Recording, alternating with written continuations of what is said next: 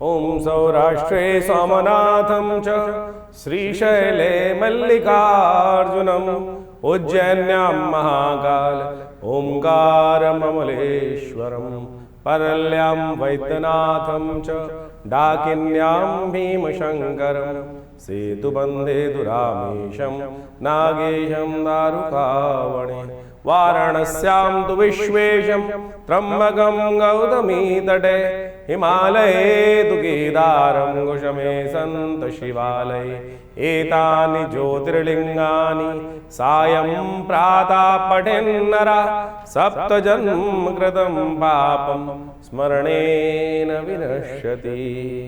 नमस्कार, स्वागत है आपका आचार्य वाणी चैनल में। मैं आचार्य डॉक्टर विक्रमादित्य आपके साथ हूँ और आज हम उपस्थित हैं आपके साथ धनु राशि वालों के साथ। धनु राशि वालों को बताने के लिए कि जुलाई के अंतिम भाग में ग्रहों का योगायोग आपके लिए किस प्रकार का रहेगा। देखिए, आप बृहस्पति प्रधान राशि वाले हैं और ऐसे में ध्यान रखिएगा, आपकी राशि में बड़ा विचित्र खेल होने वाला है। आपकी राशि के स्वामी महाराज अभी भी उदय हुए हैं और अपना पूरा प्रभाव आप पर अर्पित करने के लिए तैयार हैं, अतिचारी हैं। लेकिन अतिचारी बृहस्पति के साथ शुक्र देवगुरु के साथ दैत्य गुरु अपना फिर योग बनाने जा रहे हैं। एक बार पिछली बार भी बनाया था इन्होंने, लोगों के मति भ्रम उत्पन्न कर दिए थे, वहम उत्पन्न कर दिया था मनोमस्तिष्क में। इस वक्त शुक्र महाराज बृहस्पति के साथ विराजमान होने जा रहे हैं और बृहस्पति की अति तेज गति के द्वारा जो लाभ होने के योग बन रहे थे, बृहस्पति बहुत सुंदर स्थिति में आपकी राशि के दृष्टिकोण से चल रहे हैं। अस्त थे, बहुत कुछ जो प्राप्त होना था नहीं हो पाया, लेकिन ऐसे में अतिचारी बृहस्पति अब बहुत तेज गति से आगे बढ़ रहे हैं। लेकिन शुक्र महाराज उनके साथ विराजमान हो गए हैं। बुद्धि में द्वंद्व आया ना तो भिड़ जाओगे, कहीं भिड़ा देंगे। तेज गाड़ी जब चल रही होती है उसमें कहीं ध्यान को विस्मृत करने के लिए आपके साथ कोई बातूनी व्यक्ति बैठ गया तो क्या होगा, आपकी बातों में कहीं ना कहीं आपको भ्रमित कर दिया तो उसने आप सामने चलते चलते कहीं ना कहीं गाड़ी भिड़ा दोगे। यही स्थिति हो सकती है आपकी राशि के दृष्टिकोण से। वैसे आप बहुत ज्ञानवान हैं, धनु राशि वालों को ज्ञान देने की ज़रूरत होती नहीं है। वो स्वयं सेल्फ बहुत बढ़िया तरीके से आगे चलने वाले लोग होते हैं, स्वयं गुरु होते हैं, डबल शक्ति संपन्न व्यक्ति होते हैं।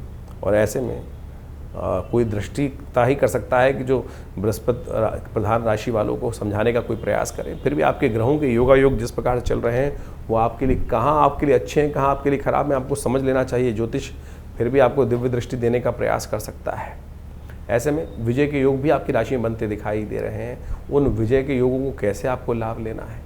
धनु राशि वालों के लिए मित्रता बहुत बढ़िया होती दिखाई दे रही है, लेकिन कई बार कुमित्र जो दुष्मित्र जो होते हैं, गलत लोग होते हैं, वो भी मित्रता का चोला ओढ़ के आ जाते हैं और वो कहीं ना कहीं आपके ग्रहों की स्थिति को देखिए। आपकी राशि के दृष्टिकोण से इस वक्त समझने की आवश्यकता है शनि मंगल का टकराव, सामने एक दूसरे के बैठकर बहुत बढ़िया तरह से आपके योग बनाते दिखाई दे रहे हैं। चतुर्थ आप इस वक्त ढैया चल ही रहे हैं और बृहस्पति का हमने आपको सावधान कर ही दिया। और साथ साथ इस वक्त जो ग्रहों का दौर आपके लिए रहेगा, कभी धूप कभी छाँव वाला योग बना रहा है। कब क्या होगा, कैसे होगा, वो हम आपको समझाने का प्रयास करते हैं और बताने का प्रयास करते हैं। समझाने के लिए तो शायद नहीं, बताने का प्रयास जरूर कर सकते हैं। जो समझ जाए तो वो अच्छा है। जो जागत है सो पावत है, जो सोवत है सो खोवत है। तो 21 तारीख का दिन सबसे पहले जान लीजिए 21 जुलाई का ग्रह नक्षत्र क्या कुछ योग बनने वाला है। 21 जुलाई सोमवार का अवसर, एकादशी तिथि विद्यमान है। इस दिन ग्रह नक्षत्रों के दृष्टिकोण से सावन की एकादशी बहुत विशेष एकादशी होती है, कृष्णा एकादशी कहा जाता है और विशेष कामिका एकादशी के रूप में इसको जाना जाता है। कावड़ धारण करने का इस दिन भी मुहूर्त होता है। साथ ही सावन का दूसरा सुंदर सोमवार का योग बन रहा है। कई सुंदर योगों को लेकर ये समय उपस्थित है। विवेकानंद योगाश्रम में इस दिन हमने विशेष कार्यक्रम रखा है कि एकादशी, कृष्णा एकादशी का योग और साथ में सावन का दूसरा सोमवार रुद्राभिषेक का सुंदर कार्यक्रम रखा जाएगा। धर्म में जुड़ें, आपके लाभ होंगे। मनोकामना सिद्धि का योग बन सकता है। जहाँ भी हो वहाँ पर बैठकर भगवान का अभिषेक करने का प्रयास करें। नहीं कर पा रहे हैं तो अपने नाम से करवा लीजिए, उसके लिए व्यवस्थाएं हैं। अब ग्रह क्या करने जा रहे हैं वो भी जान लीजिए। आपकी राशि के दृष्टिकोण से स्वास्थ्य पर यदि ध्यान रखने की ज़रूरत है। विजय के योग हैं, बढ़िया योग हैं। उच्च के चंद्रमा विराजमान है आपकी राशि के दृष्टिकोण से, सफलता दे रहे हैं, विजय देने की योग भी बनाते दिखाई दे रहे हैं। लेकिन आपके स्वयं के विचार कहीं ना कहीं स्वास्थ्य पर भारी पड़ सकते हैं, इसलिए अपनी सीमा को देखते हुए कार्य करने की ज़रूरत है। प्रभाव आपका बड़ी को अच्छा रहेगा, कोई दिक्कत नहीं। विजय के योग बनते दिखाई दे रहे हैं, लेकिन स्वास्थ्य गया तो सब कुछ गया। इसलिए ज़्यादा दिमाग पर प्रेशर न डालें, इस बात का ध्यान रखते हुए कार्य करें। भगवान कृष्ण को तुलसी दल मंजरी युक्त ओम नमो भगवते वासुदेवाय इसको कहते हुए अर्पित करने का प्रयास करें। बहुत सुंदर होगा आपके लिए। 22 तारीख मंगलवार का दिन द्वादशी और त्रयोदशी तिथि का योग दिल्ली के पंचांग के अनुसार से बन रहा है। त्रयोदशी क्षय हो रही है, ग्रह परिवर्तन की तरफ जा रहे हैं और आपकी राशि के दृष्टिकोण से बड़ा सुंदर योग बनकर तैयार है, जो आपको बिल्कुल रास्ता क्लियर दिखा रहा है, लाभ के रास्ते खुलता दिखाई दे रहा है। लेकिन ध्यान रखना, सर मुंडाते ही कई बार ओले पड़ सकते हैं। और ऐसे में एक दिव्य उपाय बताएं आपको आपकी राशि के दृष्टिकोण से। यदि आपके क्षेत्र में इन दिनों जब भी बारिश हो तो थोड़ा बारिश का पानी लेकर अपने ऊपर डाल दिया कीजिए। बारिश में भीगना आपके लिए बहुत सुंदर हो सकता है, विजय देने के योग बना सकता है, कष्ट को दूर करने के योग बना सकता है। ऐसे में ग्रह नक्षत्रों के दृष्टिकोण से इस दिन भौम प्रदोष का योग बन रहा है। ऋण से यदि परेशान चल रहे हो तो इस दिन ऋण मोचन स्तोत्र का पाठ कर लीजिए। गजकेसरी योग बनकर तैयार है। साथ साथ कावड़ धारण करने का अंतिम समय आपके पास है। मध्याह्न के बाद कावड़ धारण करें और हो सके तो अगले दिन शिवरात्रि पर भगवान पर गंगा जल सुंदर अर्पित करने का प्रयास करें। मनोरथ सिद्ध होने के योग बनेंगे। 1 लोटा भगवान पर जल अर्पित कर देते हैं। सावन के महीने में भगवान समस्त कष्ट निवारण कर देते हैं और भावी मेट सकें त्रिपुरारी। तुलसी बाबा ने कहा कि संसार में और कोई नहीं भावी मेट सकता। जब कहाँ कष्टों का निवारण हो, मार्कंडेय ऋषि का एक दिन मृत्यु का शेष रह गया था, भगवान के समक्ष लेकर उनको ब्रह्मा जी और समस्त सप्तऋषि पहुँचे और जैसे ही प्रणाम किया भगवान ने तथास्तु कह दिया। भगवान के मुख से आशीर्वाद ही निकलता है हमेशा। भगवान के मुख से आशीर्वाद निकला नहीं कि आपकी जो ग्रह खराब हैं, चाहे वो 9 के 9 ग्रह खराब हों, भगवान का अनुग्रह प्राप्त करके 10वां ग्रह भगवान का अनुग्रह जिस दिन आपके जीवन में आ जाएगा, कष्ट निवारण करने का योग बन जाएगा। तो ये वो तिथि है जिस दिन शिवरात्रि भगवान पर अर्पित करें केवल जल और देखिए चमत्कार होने के योग बन जाएंगे। 23 तारीख के बारे में हम बता रहे हैं। ग्रह नक्षत्र बिल्कुल ठीक है, लेकिन समर्पण तो चाहिए। समर्पण करेंगे तो फिर वारे न्यारे होने का योग बनेगा। 24 तारीख बृहस्पतिवार का अवसर, अमावस्या तिथि है इस दिन और इस दिन ग्रह नक्षत्रों के दृष्टिकोण से देखें तो परिवर्तन का योग है। मनोमस्तिष्क थोड़ा सा बंधा हुआ दिखाई देगा, विचार थोड़े बंधे हुए दिखाई देंगे, थोड़ा मन भटकता दिखाई देगा। ध्यान रखते हुए कार्य करें क्योंकि बुध होने जा रहे हैं अस्त। सुबह 11:10 पर बुध महाराज आपकी राशि में चलते हुए कहीं ना कहीं अस्त अवस्था में चले जाएंगे। ट्यूबलाइट बन जाएगा, विचार आएंगे जाएंगे। ऐसे में थोड़ा ध्यान रखने की ज़रूरत है। हो सके तो विशेष तौर पर इस दिन ये देखिए, जीवन में जो कष्ट आते हैं ना, वो कहीं ना कहीं हमारे दुष्कर्म के द्वारा आते हैं। कई बार क्या होता है, हमारे घर में पीपल का पेड़ उखाड़ा, कहीं कोई पेड़ कोई किसी का पास होता है, हमने तोड़वा दिया, कटवा दिया। कई बार क्या होता है, एक व्यक्ति का हमारे पास भी फ़ोन आया कुछ दिन पहले, कुछ गलत कार्य कर रखे थे, उठाए और जाके लघु शंका कर दिए पीपल के पेड़ पर, और उस दिन से मनोमस्तिष्क ऐसा हो गया कि कहीं ना कहीं रात में नींद आनी बंद हो गई। अब क्या किया जाए ऐसे में? तो ये जो दुष्पाप हो जाते हैं, दुष्कर्म हो जाते हैं मनोमस्तिष्क विचारों के द्वारा, तो ऐसे में उसको ठीक करने का दिन है ये, बहुत बढ़िया। इस दिन क्या करना चाहिए आपको, नोट कर लीजिए, क्योंकि बहुत अज्ञानता में कार्य हो जाते हैं। एक पीपल का पेड़ लेकर किसी देवस्थल में या कहीं शुभ स्थान में उसको रोपित करें, उसका थोड़े दिन तक उसका सेवा करें और ओम विशेष तौर पर भगवान विष्णु का ओम नमो नारायणाय इस मंत्र का जप करते हुए कार्य करें। यह हरियाली अमावस्या विशेष तौर पर संपूर्ण रूप से कष्टों को दूर करने वाली आपके योग बनाएगी। सुंदर ध्यान करते हुए कार्य करने बहुत सुंदर रहेगा आपकी राशि के दृष्टिकोण से। 25 तारीख शुक्रवार का अवसर, शुक्ल पक्ष आरंभ हो रहा है, सावन का महीना चल ही रहा है। ऐसे में ग्रहों का परिवर्तन का योग चल रहा है और मंगल महाराज इन दिनों परिवर्तन करने का रास्ता बहुत तेजी गति से आगे चलते हुए दिखाई दे रहे हैं। षडाष्टक योग जरूर बना रखा है उन्होंने, लेकिन वो विशेष तौर पर इस समय सूर्य के राशि में चलते हुए सूर्य के नक्षत्र में प्रवेश करते दिखाई दे रहे हैं और इस सूर्य का नक्षत्र जो उत्तरा फाल्गुनी नक्षत्र में प्रवेश करेंगे और ऐसे में ये आपकी राशि के दृष्टिकोण से जो योग बनता दिखाई देगा वो बहुत महत्वपूर्ण रहेगा। भाग्य के दृष्टिकोण से कुछ ना कुछ परिवर्तन का योग बनता दिखाई दे रहा है और ऐसे में भाग्य के दृष्टिकोण से अच्छा पुरुषार्थ करने का योग आपकी राशि में बनता दिखाई देगा।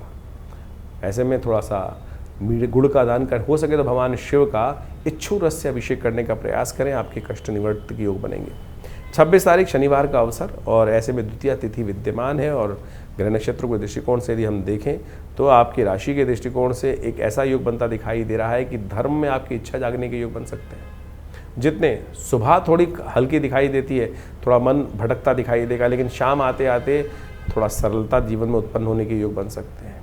इस दिन ग्रहों का परिवर्तन का योग बन रहा है। शुक्र महाराज बृहस्पति के साथ अपना योग बनाकर तैयार हो जाएंगे और ये आपकी राशि के दृष्टिकोण से एक महत्वपूर्ण रहेगा। थोड़ा बुद्धि के द्वारा आपको कुतर्कों से बचने की आवश्यकता रहेगी, तो ऐसे में कुतर्कों से बचे और सही दिशा यदि प्राप्त हो जाए तो गुरु का सहायता लेने का प्रयास करें।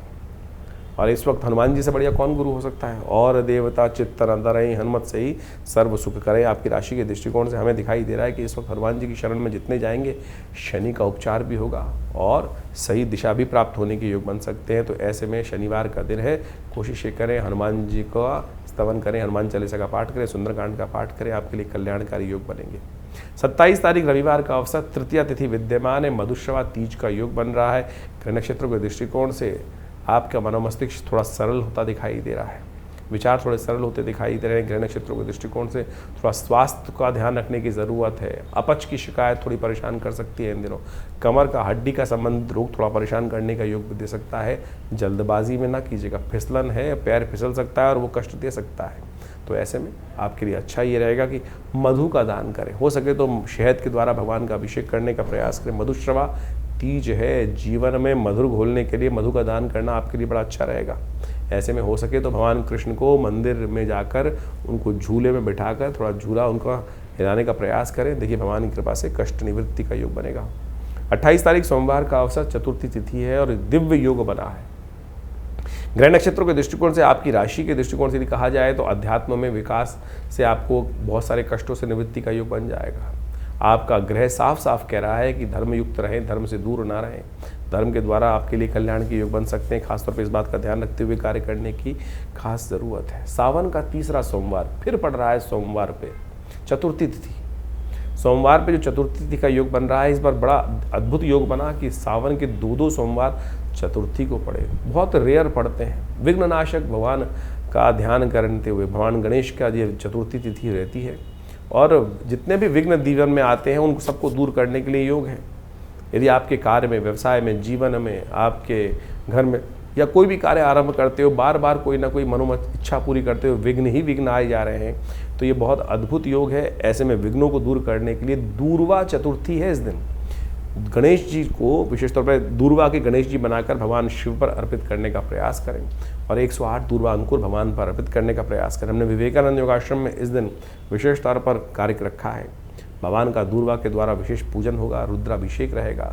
सामूहिक तौर पर बहुत सारे लोग इसमें भाग ले सकते हैं। आप भी यदि अपना स्थान आरक्षित करना चाहें तो आप उसमें सम्मिलित हैं, लाभ रहेगा। कष्ट निवृत्ति का योग बनेगा। इस दिन मंगल ग्रह भी परिवर्तन का योग बनाते दिखाई दे रहे हैं। शनि के बिल्कुल सम्मुख आके योग बना रहे हैं। द्वंद्वात्मक स्थिति कहीं ना कहीं ध्यान रखना पड़ेगा आपको बहुत सारे कार्य करते वक्त। ये मंगल शनि का टकराव जो है कुछ आगे आरंभ हो रहा है और ये विश्व को थोड़ा कोलाहल उत्पन्न करने के योग दे सकता है। ऐसे में अवश्य विघ्नहर्ता गणेश जी का ध्यान करते हुए, शिव का ध्यान करते हुए हमारे दुष्कर्म हमसे दूर रहे, कष्ट निवृत्ति का योग बने। भगवान शिव का अवश्य ध्यान करते हुए कार्य करें। एक लोटा जल आज से जरूर भगवान को अर्पित करने का प्रयास करें, कष्ट निवृत्ति का योग बनेगा। 29 तारीख मंगलवार का दिन, धनु राशि वालों को समझ लेना चाहिए उनके ग्रह योग परिवर्तन की तरफ जा रहे हैं और ये परिवर्तन उनकी मेहनत के अनुसार से लाभ देने के योग अवश्य बनाते दिखाई दे रहे हैं। इस दिन बृहस्पति महाराज राहु के नक्षत्र में प्रवेश करेंगे। थोड़ा बुद्धि का ध्यान रखना पड़ेगा, कहीं बुद्धि जो है वो भ्रमित ना हो जाए और हम गलत सीधे चलते चलते राहु के कारण से कहीं ना कहीं उल्टी तरफ ना चल दें। जितने विमुख होंगे उतने ज़्यादा कष्ट में फंसेंगे, इस बात का ध्यान रखना। सिर मुंडाते ही कहीं ना कहीं ओले पड़ने के योग बन सकते हैं। तो ऐसे में थोड़ा ध्यान रखें तो अच्छा रहेगा। आपकी राशि के दृष्टिकोण से थोड़ा सा केसर का सेवन, केसर का तिलक नित्य प्रति करें, नहीं तो ये राहु कहीं ना कहीं आपकी सद्बुद्धि को भ्रमित करने के योग बना सकता है। 30 तारीख बृहस्पतिवार बुधवार का अवसर है, षष्ठी तिथि विद्यमान है और ऐसे में ग्रह नक्षत्रों के दृष्टिकोण से ग्रह योग जो आपकी राशि में बन रहे हैं वो कह रहे हैं कि मेहनत से मत भागना भाई, जितने कदम चलोगे उतनी सफलता अवश्य आपकी राशि में बनती दिखाई दे रही है। कल की सप्तमी है इस दिन, विशेष तौर पर कल की जयंती, कल की षष्ठी के दिन भगवान का जो जन्म हुआ होगा आने वाले भविष्य में सप्तष्ठी के दिन, सावन मास के शुक्ल पक्ष की षष्ठी के दिन शास्त्र में वर्णित है। इस दिन भगवान विष्णु का सुंदर पूजन करें, कल्याण के योग बनेंगे। 31 तारीख बृहस्पतिवार का दिन, सप्तमी तिथि विद्यमान है। गजकेसरी योग आपकी राशि में बनकर तैयार हो रहा है।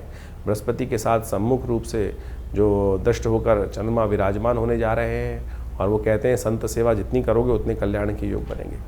और ऐसे में सरल रहिए, अच्छा रहेगा आपके लिए। देखिए सावन का महीना चल रहा है, इस समय आपने अभी अपने भविष्य को समझा। भविष्य में ग्रह तो खेल करते रहेंगे, अपने अपने अजीब अजीब खेल चलते रहेंगे, लेकिन एक बात ध्यान रखें, हम अपनी मनोकामनाओं को पूर्ण करने के लिए जिस भी रास्ते को अपनाएंगे वो कहीं ना कहीं मनोकामना पूर्ण होती है, लेकिन हमारी परीक्षा भी साथ साथ जीवन में चलती रहती है और शास्त्र उसके प्रमाण है। शास्त्र के दृष्टिकोण से इस रहस्य को हमें समझना चाहिए। मार्कंडेय ऋषि के बारे में आपने सुना होगा, शास्त्र में अष्ट चिरंजीवी कहे गए हैं, अश्वत्थामा बलिर्व्यासु हनुमानश्च विभीषण कृपा परशुरामस्य मार्कंडे च अष्टमा। ये अष्ट चिरंजीवी हैं जिनके जीवन में अद्भुत चमत्कार का योग बना है। और इस सावन के महीने में इस रहस्य को हमें समझने की आवश्यकता है। हम कई बार अपने वीडियोस के माध्यम से आपके समक्ष भाव उपस्थित करते हैं कि हमको शरणागति भगवान की प्राप्त करने का उपाय करना चाहिए, और पौराणिक मत से ज्योतिष को जो समझ लेते हैं उनके बहुत सारे कष्ट निवृत्ति के योग बन जाते हैं। ये सावन का महीना बेहद खास है, और ऐसे में संसार में शास्त्रों में लिखा है कि हमारे समस्त जो जीवन जो है ग्रहों के अधीन है, ग्रहों के उठापटक परिवर्तन के अनुसार से हमारे जीवन में अच्छा बुरा समय हमको प्राप्त होता है। लेकिन उसके ऊपर भी एक 10वां ग्रह है, भनु भगवान का अनुग्रह करना। जो भगवान का अनुग्रह कर लेते हैं उनके समस्त 9 के 9 ग्रह शांत हो जाते हैं। एक बार एक ऋषि थे, एक ब्राह्मण थे, उन्होंने भगवान के समक्ष पूजा करी, प्रार्थना करी, काशी में रहते थे, भगवान की नित्य प्रति पूजा करते थे। घर में कोई संतान नहीं थी, तो भगवान को प्रसन्न किया। भगवान शिव जो है, जैसा महीना चल रहा है तो कहा जाता है कि सावन के महीने में भगवान पे एक लोटा भी अर्पित कर दोगे तो भगवान तथास्तु का वरदान ही देते हैं।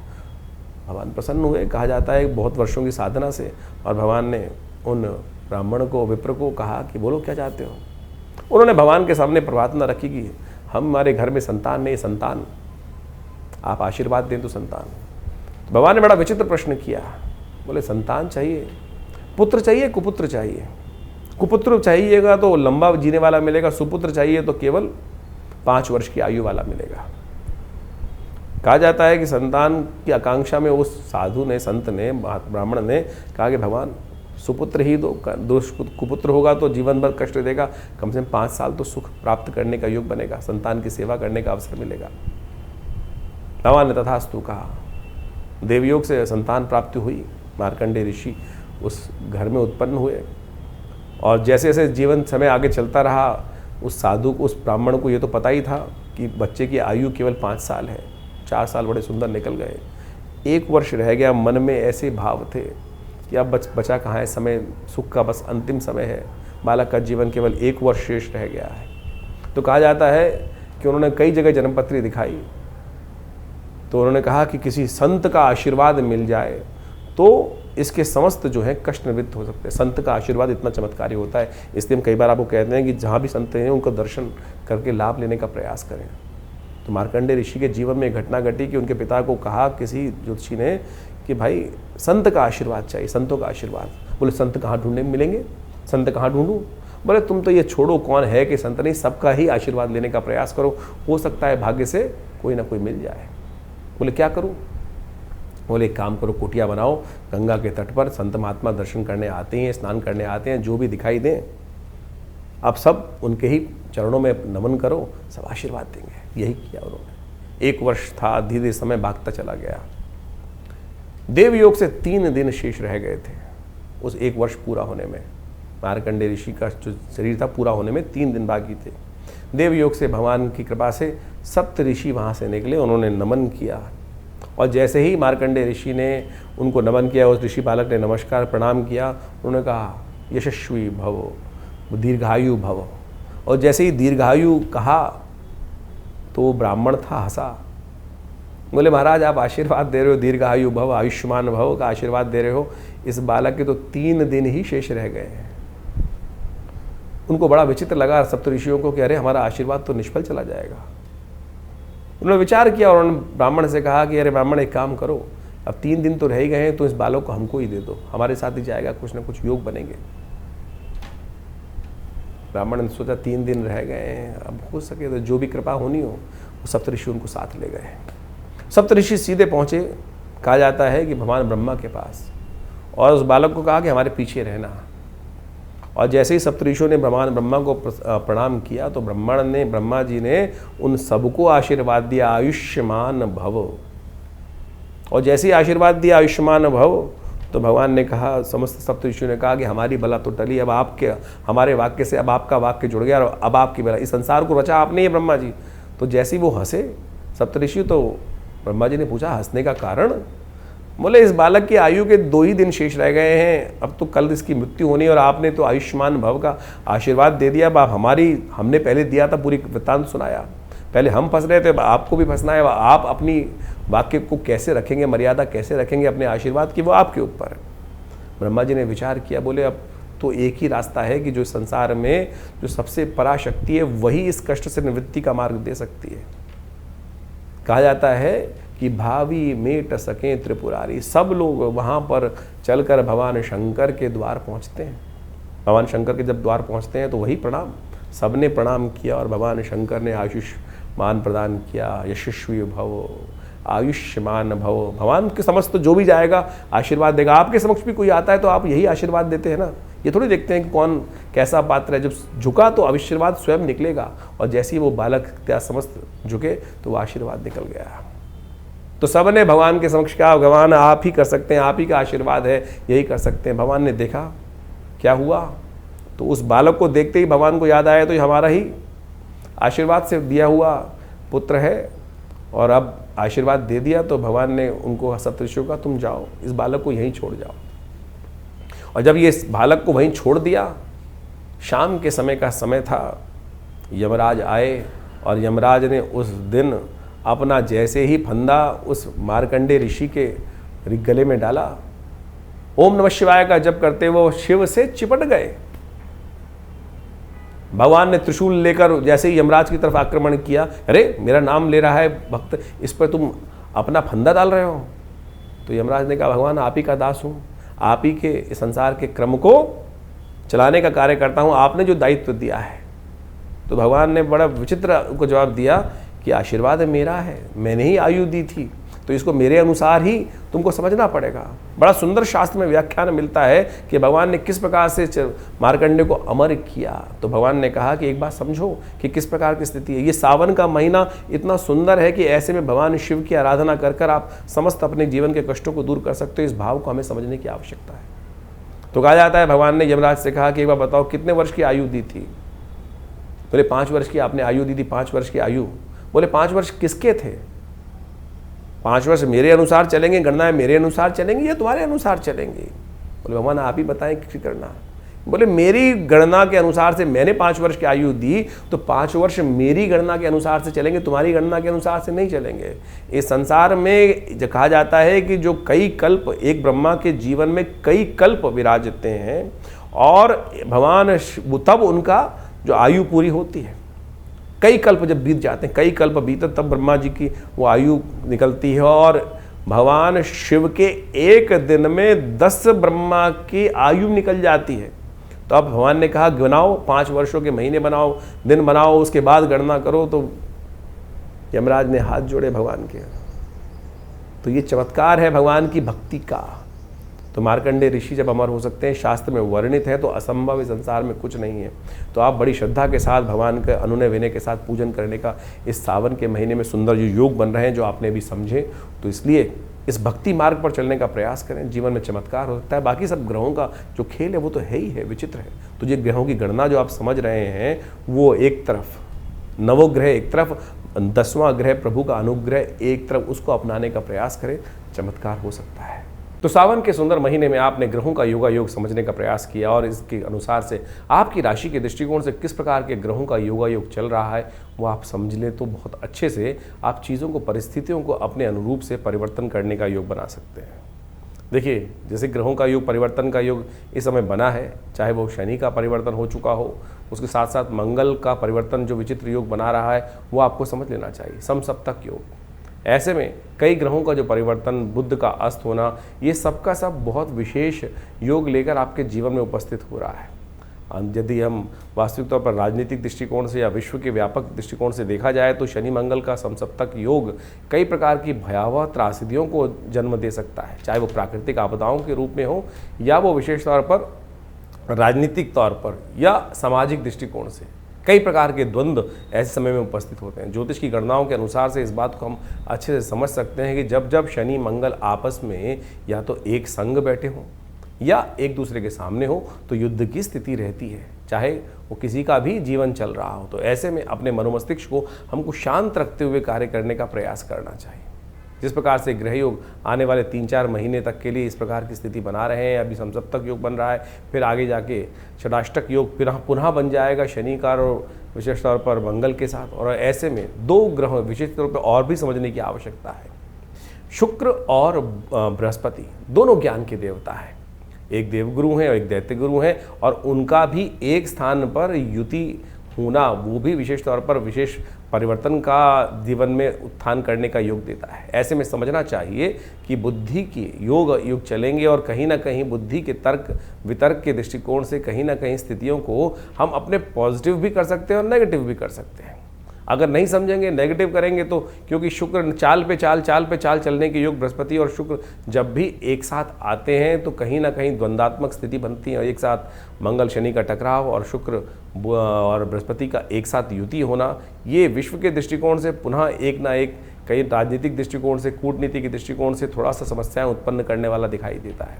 जो लोग शेयर इत्यादि के क्षेत्र में या किसी भी प्रकार के कार्य करने में जहां बहुत तेज डिसीजन लेने की आवश्यकता होती है, ऐसे में सावधानी के साथ कार्य करने की ज़रूरत रहेगी। मार्केट में एक विशेष तौर पर जो ग्राफ है वो उठने और गिरने का योग विशेष तौर पर बनता दिखाई दे रहा है। तो ऐसे में ग्रहों की स्थिति को आपने यदि समझ लिया, उसके अनुसार से जीवन में परिवर्तन करने का प्रयास किया, तो बहुत अच्छे से चीज़ों को आप अपने अनुरूप परिवर्तन करने का योग बना सकते हैं।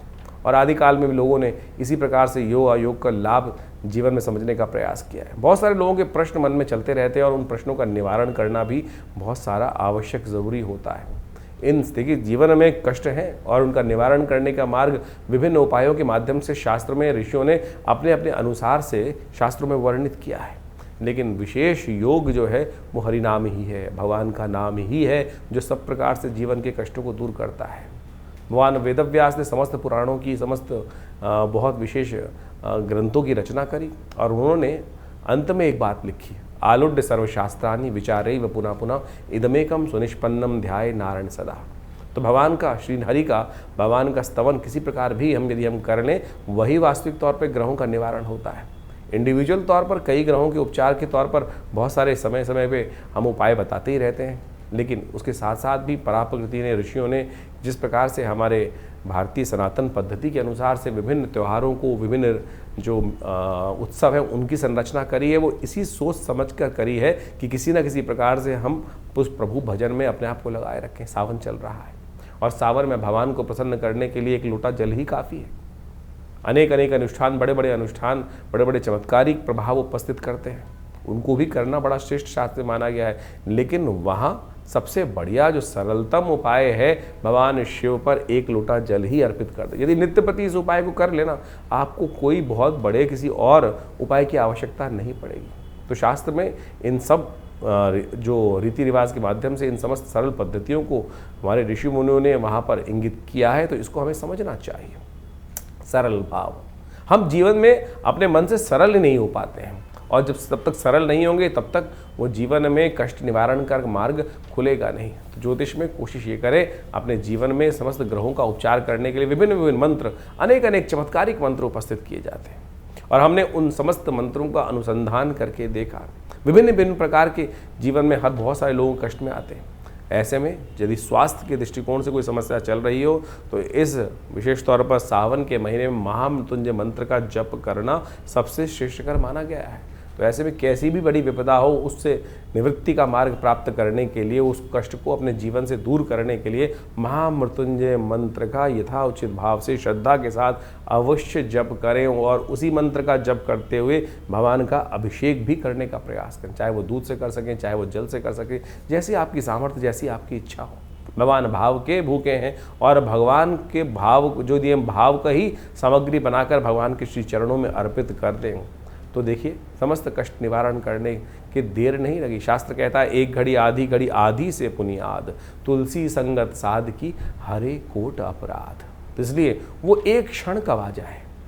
समस्या ये ना कि 108 बार 1.25 लाख मंत्र जप करने का शास्त्र में वर्णन मिलता है, वो इसीलिए मिलता है कि लगातार रिदम के साथ चलते हुए यदि एक क्षण के लिए भी, एक मंत्र के लिए भी हमारा मन एकाग्र हो पाया, तो वो जो ट्रैवल पूरा लंबा मार्ग है वो बहुत आसानी से पूरा हो जाएगा। तो इसलिए सरलता से इसी भाव को हम अपने जीवन में रखने का प्रयास करें तो ये विभिन्न ग्रहों का जो उपचार इत्यादि है वो सब हमारे जीवन प्राप्त हो जाएगा। बहुत सारे लोगों के अलग अलग प्रश्न होते हैं, जैसा हमने कहा, उन सब के निवारण के लिए हमने ये प्लेटफॉर्म आपके समक्ष रखा ही हुआ है। आप अपने प्रश्नों को व्हाट्सएप के माध्यम से हमारे यहाँ भेज सकते हैं। इसके अलावा हर रविवार को विभिन्न जो बड़े कार्यक्रमों में हम सब आपके साथ समय रहते हैं तो उसमें आप आ भी सकते हैं। हर रविवार को विशेष तौर पर बड़ा कार्यक्रम रहता है, यज्ञ में आप सब सम्मिलित हो सकते हो।